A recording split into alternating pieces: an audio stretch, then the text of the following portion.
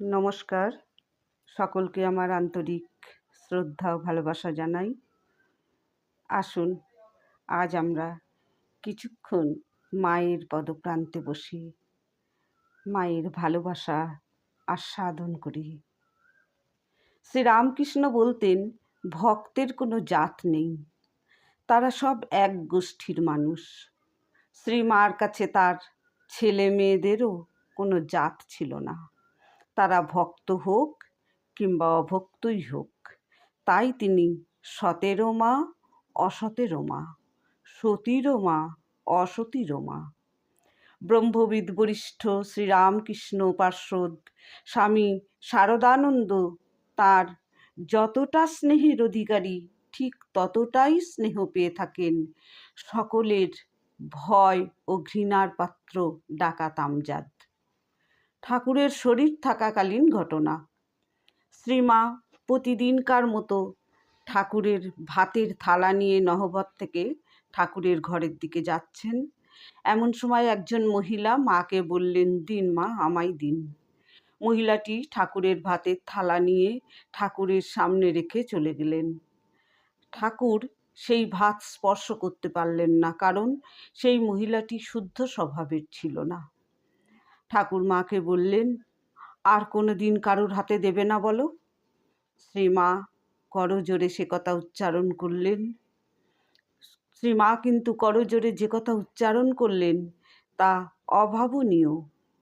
তা তো আমি পারবো না ঠাকুর, আমায় মা বলে চাইলে আমি তো থাকতে পারবো না। জনৈক যুবক ভক্ত মায়ের কাছে এসে একদিন বললেন, সত্যি আমি এত অন্যায় কাজ করেছি যে লজ্জায় তোমার কাছে আসতে পারি না। মা স্নেহ ভরে তার মাথায় হাত দিয়ে বুঝিয়ে বললেন, মায়ের কাছে ছেলে ছেলেই। সম্ভ্রান্ত বংশের এক মহিলা কোনো এক সময় বিপদে গিয়ে পরে অনুতপ্ত হন। উদ্বোধনে মায়ের বাড়িতে এসে মায়ের কাছে নিজের সব অন্যায়ের কথা নিবেদন করে তিনি কাঁদতে কাঁদতে বললেন, মা, আমার উপায় কি হবে? আমি আপনার কাছে এই পবিত্র মন্দিরে প্রবেশ করবার যোগ্য নই। শ্রীমা মহিলাটির গলা জড়িয়ে ধরে বললেন, এসো মা, ঘরে এসো। পাপ কি তা বুঝতে পেরেছ, অনুতপ্ত হয়েছ, এসো, আমি তোমাকে মন্ত্র দেব। ঠাকুরের পায়ে সব অর্পণ করে দাও, ভয় কি? সমাজে যারা অবহেলিত কিংবা নিজকৃত অপরাধের জন্য লোকের চোখে হেয়, মায়ের স্নেহ থেকে তারা বঞ্চিত হতো না, কারণ মায়ের ভালোবাসায় ভালোবাসার পাত্রের দোষ গুণের হিসাব কখনো স্থান পেত না।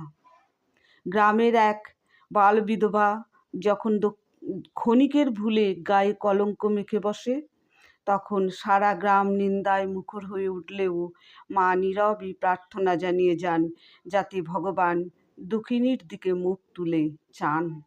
দৈবক্রমে মায়ের কৃপাপ্রাপ্ত এক জমিদার সন্তান ঘটনাটির মিটমাট করে দিলে মা তাকে আশীর্বাদ করে বলেছিলেন, বাবা, দুঃখিনীকে বাঁচিয়ে দিয়েছ, রক্ষা করেছ শুনে আমার প্রাণ ঠান্ডা হয়েছে। ভগবান তোমার মঙ্গল করবেন। স্বামী শারদেশানন্দ এই প্রসঙ্গে মন্তব্য করেছেন, যাদের আমরা অতি অধম বলে ঘৃণা করি, তাদেরও ভালোবাসিয়া তাদের বিপদের সময় এই সমবেদনা, এই অপার স্নেহ জগৎজননী ছাড়া জন্ম জন্মান্তরের মা, সতেরো মা, অসতেরো মা ছাড়া আর কে দেখাতে পারে? শ্রীমা সত্যিই পারতেন পাপকে ঘৃণা করেও পাপীকে কোলে টেনে নিতে। শ্রীমার স্নেহ ভালোবাসা যেমন পাত্র অপাত্র নির্বিশেষে সমানভাবে প্রবাহিত হতো, অপরদিকে মায়ের প্রতিটি সন্তানও অনুভব করত মা যেন তাকেই সবচেয়ে বেশি ভালোবাসে। জনৈক ভক্ত মায়ের বাড়িতে এসে প্রসাদ পাচ্ছেন, একই সঙ্গে খেতে বসেছেন আরও 15 জন ভক্ত। মা নিজে পরিবেশন করছেন সবাইকে।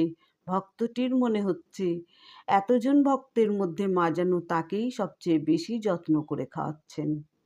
কিন্তু খাওয়া শেষ হলে অন্য ভক্তদের সঙ্গে কথা বলে জানলেন প্রত্যেকেরই মনে হয়েছে যে মা তাকেই বেশি যত্ন করেছেন।